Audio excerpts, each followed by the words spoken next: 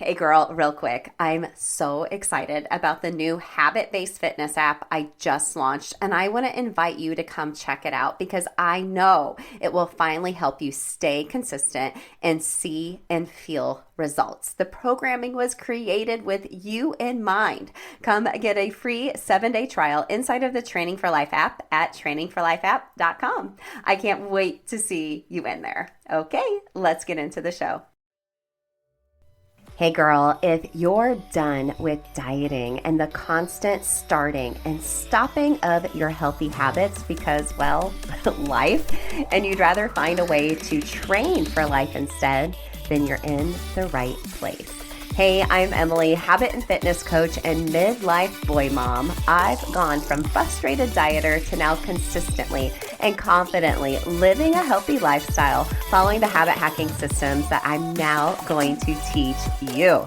Think of this as atomic habits for women. I'm now helping other midlife moms like you feel and look good in their favorite leggings through all seasons of life, following my habit-based fitness programming. No more dieting, my friend, just training for life. So are you ready to habit hack your health? Then let's do this.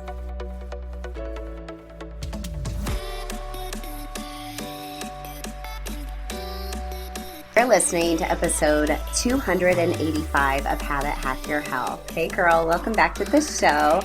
I am in the midst of wrapping up something called the Transformation Challenge with my members at Orange Theory, where I coach in person. Now, this is an 8-week challenge where they are focused on creating some sustainable habits, and everyone has their own personal goals, whether that would be fat loss percentage or muscle mass gain, or just to stick to something for 8 weeks. And we've been chatting a lot about what their lives look like now that these past 8 weeks are over. And lo and behold, the ones that feel that they have been the most successful, and not just by what their scans tell them, but it's the ones who now have established habits that feel sustainable and they have been so consistent with that it's just now something they do without thinking about it, including meditation, leading with protein at every meal, working out 3 times a week, and even staying off the scale, because sometimes that was a little triggering for some folks and could derail their progress until they saw the number on their actual scan, which I want to remind you, don't let the scale at home be the only indicator of your success, because some of these folks who didn't see the number on their scale change at home, when looking at the actual data, their body fat percentage went down, but their muscle mass went up. So their body composition is changing. Who cares what the number says on the scale, right? But now they are just training for life. And I'm just so proud of them and all of the momentum that they're going to continue to carry in their lives beyond this challenge, because now it's a consistent habit. And it was just jump started by this challenge. And they've now experienced an inside out transformation, and their fire in their belly and in their heart is for training for life now. And what I really want to point out, though, is that these were tiny habits, my friends, not big, crazy habits like running 10 miles a day, meditating for 10 hours, or stressing yourself out about your nutrition, which, by the way, that was probably the most confusing part when we started. And I know I can speak for me and a lot of my clients that I work with, well, me, but in the past, and sometimes depending on where I'm at in my season of life, nutrition can be a little more challenging for me. But that was probably the most overwhelming or challenging or confusing part. And we spent a lot of time working through together based on their goals, creating healthy calorie deficits or calorie goals based on if they're trying to gain muscle, in which we kept so incredibly simple. Again, going back to that tiny habit focus. So making it tiny makes it not so overwhelming. And that's why it stuck. And that is how they became consistent, which I know is one of your biggest challenges. Every time I talk to someone, they're like, yeah, I can start working out. You know, getting started is the hardest part, but girl, it's staying consistent. Because through this challenge, we had people traveling for work. Folks got sick. I got sick as well. Ladies were having their period. They were in their luteal phase. They didn't feel like working out. So we had to figure out how we could have some tiny habits in place where they're consistently flexible so we can stay on track and not feel like we're ever starting or stopping. We're just living our lives. We're training for life. And the concept of tiny habits reminds me of one of my favorite habit books, and that is Tiny Habits by BJ Fogg. I love this so much. I would definitely recommend listening to this on Audible if you haven't read this book before, just because I really like his voice, right? Sometimes the author is like, he did a great job in reading it. But this book is all about creating lasting behavior change through small, simple actions. And a couple of my biggest takeaways, just let me give you the cliff notes, right? So the first one is obviously to focus on tiny, easy to do habits. So the core idea of tiny habits is just starting extremely small. Very simple actions are the key to forming lasting habits, right? Rather than trying to take on a huge task that feels overwhelming, breaking your little habits down into tiny little manageable actions takes minimal time and effort, and hence why women have to do habits differently. And the whole concept that I teach here on the show and the additional habit coaching I do in my Training for Life app.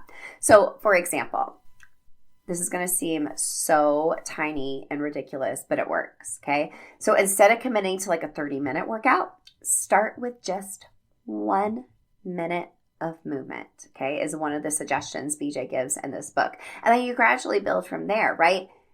Even just 1 minute, which feels silly, is better than doing nothing at all. And that can build so much momentum and actually change the way your brain feels and thinks about doing habits. You're doing something, you're changing the neurons, the pathways, those neurotransmitters in your brain to be like, I am doing a habit. This feels good. And then you're actually going to want to do more of it, right?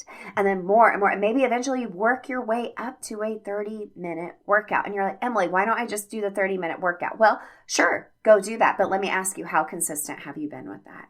Right? If you're able to start small, you're able to actually change the way your brain thinks about the actual habit, where eventually you just do it, which is what we want to do, right? We talk about all the tabs open. We don't want to open another tab. We're just kind of maybe slowly opening another one instead.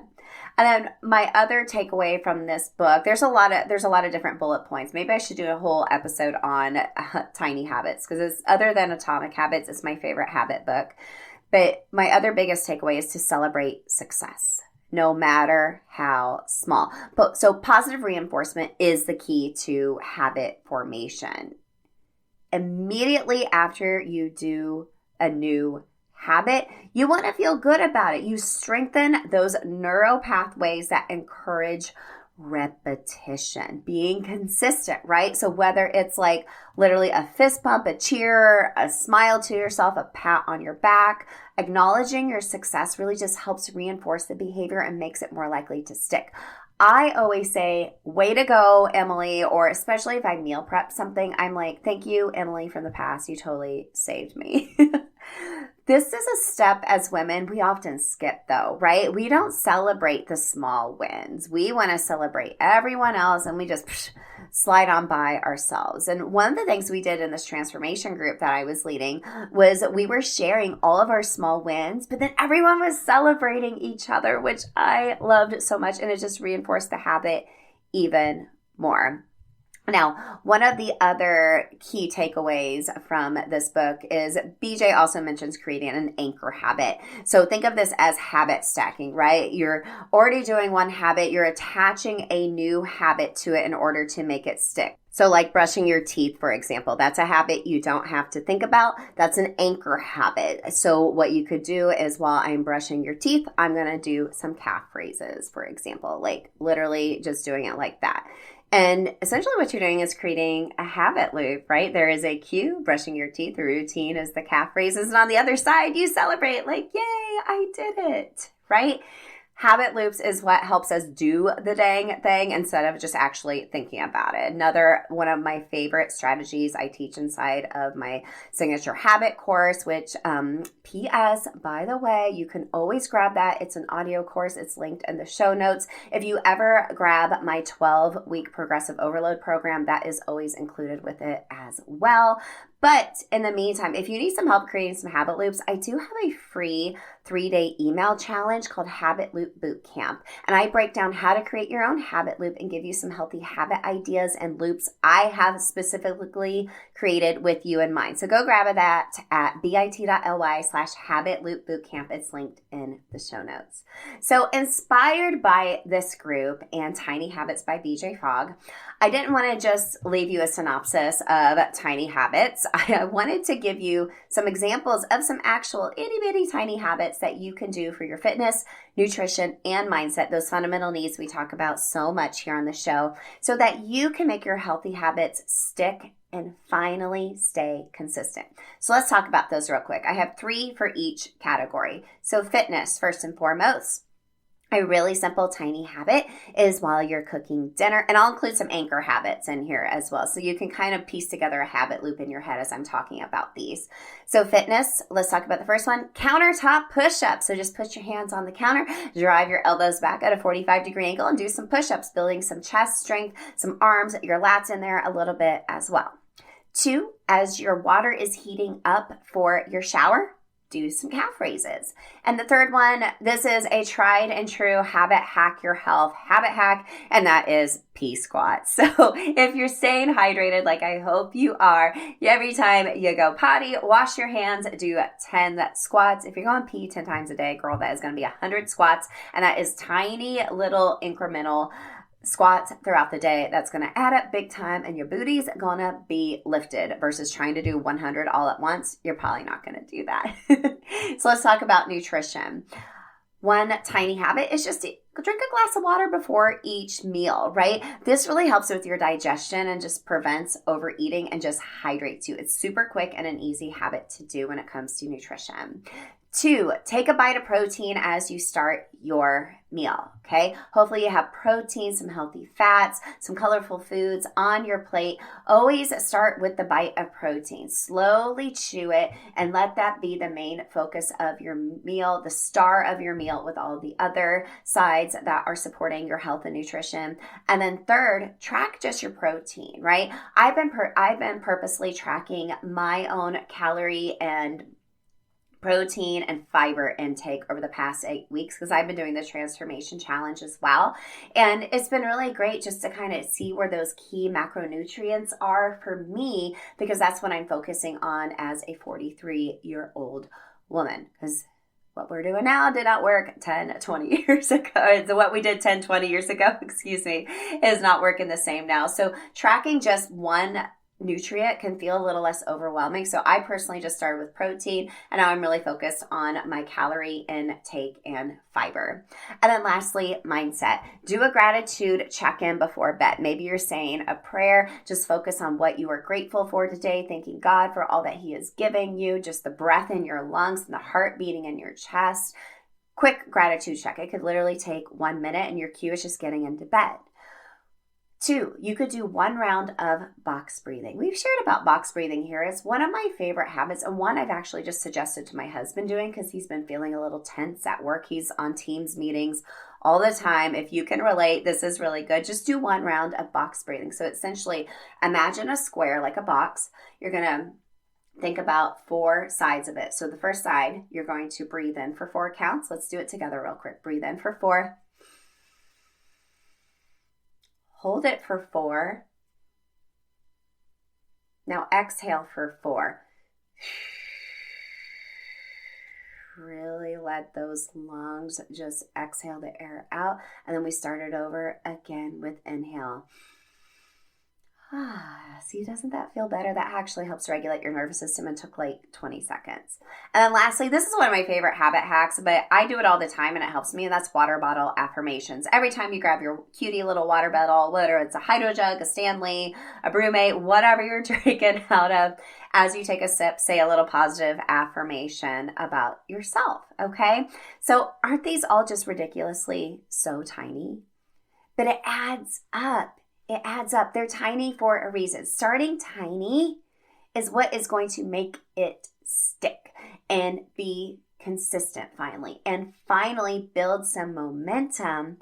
And that, my friend, is when you will see the results, your body composition changing, and feel your mental health improving. You feel more confident. I know that's what you've been looking for, and the consistency is a hard piece. So maybe let's just start super duper tiny with some of these suggestions I shared with you today. Maybe a mindset tip can start reading or listening to BJ Fogg's book, Tiny Habits, as you're driving your kiddo around as spring sports are starting to build back up as well.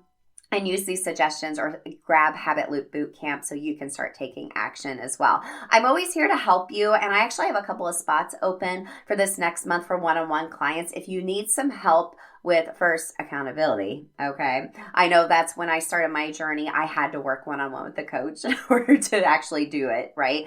But if you need some help with some customized habit loops, and we can even talk about a training plan for you, go to the link in the show notes. We can set up a free call to chat about what one-on-one coaching looks like. Okay, so I hope you found this episode useful. Remember, it doesn't have to be big or huge. Tiny habits is what's going to help make your habits stick and help you see consistency, feel consistency with your body, your mind, your heart, your soul, spiritually, everything. Just know I am so rooting for you in a big way. I'll catch you in the next episode.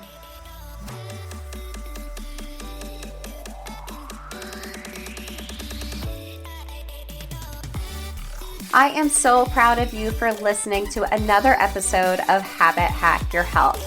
I don't want you to just feel inspired, but I want you to go take action. To help you do that, go grab a free 7-day trial inside of the Training for Life app. This is habit-based fitness programming that you won't find anywhere else. A full fitness library with workouts programmed around what we need as midlife moms, and habit trainings and accountability community to help you stay consistent no matter what season of life that you're in. Go to trainingforlifeapp.com to start your free 7-day trial, and let's start training for life together. I'm so rooting for you, girl. I'll see you in the next episode.